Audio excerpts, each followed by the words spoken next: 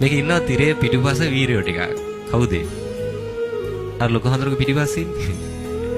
පොඩි හඳුරු ටිකනේ. කවදාවත් අගේ කරන්නේ නැහැනේ. කවදාවත් අපි කතා කරන්නේ නැහැ. අපි දන්නවා ඔක. අපිත් ඒ ඉස්සර ওই පින්කමක් වෙද්දී අම්මලා ඇවිල්ලා පැදුරු ඉල්ලන ගාන්න පොඩි හඳුරු දුවනානේ.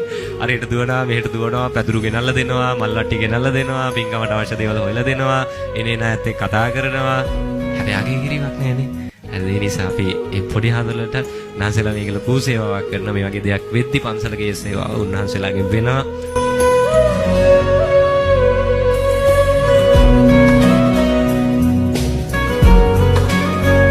මේක ඉන්නවා තිරේ පිටුපස වීරයෝ ටිකක්. කවුද? අර ලොකු හඳුරුගේ පිටිපස්සේ ඉන්නේ. පොඩි හඳුරු ටිකනේ. කවදාවත් අගේ කරන්නේ නැහැනේ. කවදාවත් අපි කතා කරන්නේ නැහැ. අපි දන්නවා ඔක. අපිත් ඒ ඉස්සර ওই පින්කමක් වෙද්දී අම්මලා ඇවිල්ලා පැදුරු ඉල්ලන ගාන්න පොඩි හඳුරු දුවනානේ. අර හෙට දුවනවා මෙහෙට දුවනවා පැදුරු ගෙනල්ලා දෙනවා මල් වට්ටි ගෙනල්ලා දෙනවා පින්කමට අවශ්‍ය දේවල් හොයලා දෙනවා. එනේ නැත් එක්ක කතා කරනවා. හැබැයි අගේ කිරීමක් නැහැනේ.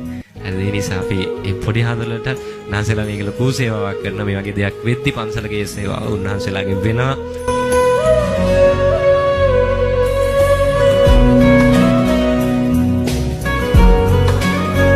මේක ඉන්නවා තිරේ පිටුපස වීරයෝ ටිකක්. කවුද? අර ලොකු හඳුරුගේ පිටිපස්සේ ඉන්නේ. පොඩි හඳුරු ටිකනේ. කවදාවත් අගේ කරන්නේ නැහැනේ. කවදාවත් අපි කතා කරන්නේ නැහැ. අපි දන්නවා ඔක. අපිත් ඒ ඉස්සර ওই පින්කමක් වෙද්දී අම්මලා ඇවිල්ලා පැදුරු ඉල්ලන ගාන්න පොඩි හඳුරු දුවනානේ.